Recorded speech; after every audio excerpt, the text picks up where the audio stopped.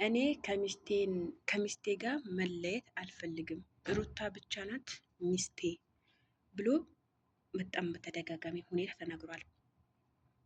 ትላንትናም በተሰራው ቪዲዮ እንደዛው። ሰላም ጤና ይስጥልኝ ውዶች፣ እንዴት አረፈዳችሁ? ሰላም ነው አለው። አልሐምዱሊላ። ላይክ፣ ሼር፣ ሰብስክራይብ እያደረጋችሁ አበረታተኝ ውዶች። ያው እንደምታውቁት ቻናሌ እንደወደቀና ምን እንደነካው አይታወቅም። እንግዲህ የሰው አይን ከሆነ ይጠረጋል በእናንተ እጅ ቦታ። እሱም ላይክ ስታደርጉና ሼር ለሌላ ሰው ስታካፍሉ ይስተካከላል ብዬ ተስፋ አደርጋለሁ። ወደ ጉዳይ ልግባ ማለት ነው። ዛሬ እጅግ በጣም የተገረምኩበት ነገር አለ። ምሳሌ ትላንትና አሁን ኤፍሬም የታመመ ሰው ለመጠየቅ ነው ይዤክ የመጣሁት እና ደግሞ በጣም በቃ ፎቶ ራሱ ማስታወስ አቅቶት ምን አይነት እንደሆኑ እንዳውም ትልቅ ውሳኔ የወሰነበት እንዳውም ትላንትና ይመስለኛል እኔ ማለት ነው። የሰው ልጅ ማለት ነው በዚህን ያክል ክፋት ወንድሙ ነው፣ የእናቱ ልጅ የአባቱ ልጅ ነው። ሲጀመር እኮ አብርሃም አሁን ትክክለኛ ውሳኔ ወስኛለሁኝ፣ ሩታ ናት ሚስቴ፣ ከሩታ መለየት አልፈልግም ብለዋል። ትልቅ ውሳኔ ያስተላለፈው ትላንትና አብርሽ ይሄ የመጨረሻ ውሳኔ የመጀመሪያ ውሳኔም ነው ያለው። እሺ ቆይ የመጀመሪያም የመጨረሻ ውሳኔ ከሆነ ከሄርሜላ ጋር ለምን አይነት የምንድን ነው ግንኙነት ውስጥ የገባከው ነው የኔ ጥያቄ። ከሄርሜላ ጋር ለምንድን ነው ግንኙነት ውስጥ የገባኸው? ይሄ ብቻ ነው። እኔ እንጃ አላቅም ብቻ ለምን በምን ምክንያት እንዴት ወደየት አልገባኝም ነገሩ ማለት ነው። እና ደግሞ እንትና ኤፍሬም በህይወቱ ሊለቀው አልፈለገም።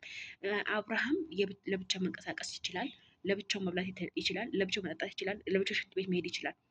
ግን እያየ አይደለም። ኦኬ አብርሃም ጤነኛ አይደለም። ጤነኛ ቢሆን እኮ ማለት ነው ሄርሜላ ቤት ይዞት ሄዶ የታመመ ሰው ለመጠየቅ ነው የመጣሁት ብሎ አይናገርም ነበረ። ግን እዛ ላይ ደግሞ ብዙ ትክክል የሆኑ ነገሮች ተናግሯል። አሁን አብርሃም ማለት ነው ምሳሌ እኔ ከሩታ መለየት አልፈልግም ብሏል። እሺ ከሩታ መለየት ካልፈለግ ከዚህ ጋር የሄርሜላ ህይወትስ እንዴት ነው የማታስታውሰው? ቆይ እኔ ግራ ግብት ያለኝ እንዴ የሰው እኮ እኔ እንጃ አላቅም። እንደዚህ በዚህ ደረጃ ከረሳ እኮ ወዲያው እንደሚያስታውስ የሆነ ፎቶ ወይም ደግሞ የሆነ እንደዚህ ስታደርገው ሄርሜላ ሰስመው ስታቅፈው የሆነ ስሜት ተሰምቶት ወደ ራሱ ይመለሳል። እና ግራ የገባኝ ነገር አብርሃም ይሄ ሁሉ ነገር ስታደርግለት አለመመለሱ ነው። እና ደግሞ በተደጋጋሚ እሷ ፊት እኔ የሩታ ባል ነኝ፣ ሩታ መተው አልችልም፣ ሩታን አፈቅራታለሁ፣ እወዳታለሁ እያለ ደግሞ ትክክለኛ እንዳልሆነ እኮ እየገባት ነው። ግን ነገሩ እኮ እሷ ሄርሜላ ያልገባት ነገር እሷም ታመመች እንጂ ማድረግ ያለባት ነገሩ ሌላ ነው። ሄርሜላውን ብትችል ምን ማድረግ ነበረባት? ከህይወቱ ሁሉም ሰው አርቃ ይዛው ወደ ሌላ ቦታ መጥፋት የዛን ያስታውስ ነበረ። ግን ያው ሄርሜላም ታማለች። ሄርሜላም ያለችበት ሁኔታ ታውቃላችሁ። በጣም ከባድ ነው። በጣም ከባድ ነው። በጣም እኔ እንጃ። እኔ በሷ ቦታ ብሆን ማድረገው ነገር ሳስብ ላይመጣላት ይችላል። ለጊዜው ላይመጣላት ይችላል። ግን በየቀኑ እየሄደ በየቀኑ አሁን ሳምንት ሊሆን እኮ ነው።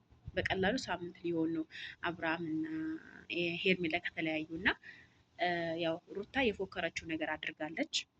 ሳምንት፣ ወራት፣ ቀናት አይፈጅብኝም ብላ ነበረ። ያው እንደፎከረችው አድርገዋለች፣ ወደ ራሷ መልሰዋለች። ነገር ግን ይሄ ዘላለማዊ ደስታ አይሆንም ብዬ ነው የምገምተው።